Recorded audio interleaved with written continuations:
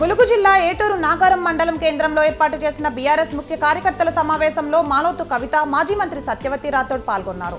కాంగ్రెస్ ప్రభుత్వం అధికారంలోకి వచ్చినప్పటి నుంచి 250 మంది రైతులు ఆత్మహత్య చేసుకున్నారని మాలోతు కవిత అన్నారు.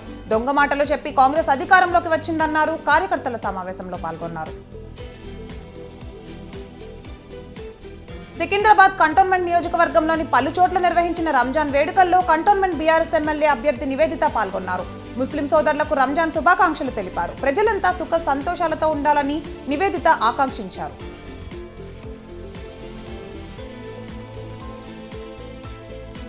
ఆదిలాబాద్ జిల్లా నర్నూల్ మండలంలోని దీక్షా భూమి నుంచి ప్రారంభమైన సేవాలాల్ మహాపాదయాత్ర జిల్లా కేంద్రానికి చేరుకుంది. దీక్షా గురువు సంత్ ప్రేమ్ సింగ్ మహారాజ్ ఆధ్వర్యంలోని మహారాష్ట్రలోని పౌరాగఢ్కు పాదయాత్రగా బయలుదేరారు. ఈ సందర్భంగా యాత్రికులకు స్థానికులు ఘన స్వాగతం పలికారు. వందలాదిగా సేవాలాల్ దీక్షాదారులు ఈ యాత్రలో పాల్గొన్నారు.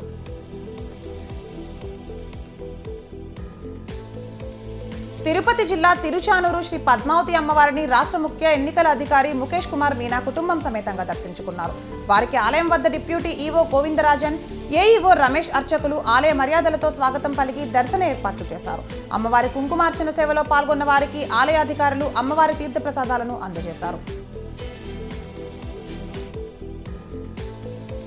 ఖమ్మం జిల్లా సత్తుపల్లి, కల్లూరు పట్టణాలలో జ్యోతిరావు పులే జయంతి రంజాన్ వేడుకల్లో మట్టా రాగమయి, దయానంద్ విజయ్ కుమార్ దంపతులు పాల్గొన్నారు. సత్తుపల్లి మెయిన్ రోడ్డులో జ్యోతిరావు పులే విగ్రహానికి పూలమాల వేసి నివాళులను అర్పించారు. కల్లూరు పట్టణంలో రంజాన్ వేడుకల్లో పాల్గొని ముస్లిం సోదరులకు రంజాన్ శుభాకాంక్షలు తెలిపారు. అన్నమయ్య జిల్లా రాజంపేట బల్జల్పల్లిలో శ్రీ గంగమ్మ తల్లి జాతర కోలాహలంగా మొదలైంది.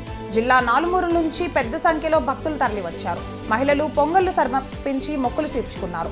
చాందనీ బండ్లు, డప్పు వాయిద్యాల నడుమ కోలాహలంగా జాతర ప్రాంగణం కోలాహలంగా మారింది.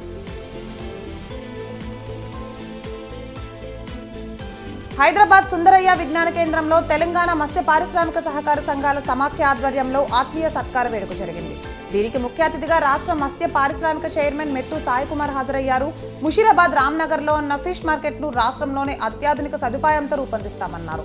అనంతరం తనను సీఎం రేవంత్ రెడ్డి మత్స్య పరిశ్రమ శాఖ చైర్మన్గా నియమించినందుకు ప్రత్యేక ధన్యవాదాలు తెలిపారు.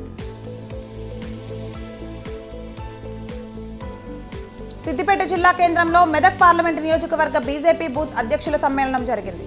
దీనికి సిర్పూర్ కాగజ్ నగర్ ఎమ్మెల్యే పాల్వాయి హరీష్ బాబు, మాజీ మంత్రి మల్కాజ్గిరి బీజేపీ ఎంపీ అభ్యర్థి ఈటెల రాజేందర్, మెదక్ ఎంపీ అభ్యర్థి రఘునందన్ రావు హాజరయ్యారు.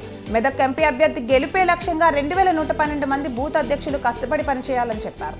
పార్లమెంట్ ఎన్నికల తర్వాత బీఆర్ఎస్ టైటానిక్ పడవలా మునిగిపోయే నావా అని నేతలు ఎద్దేవా చేశారు.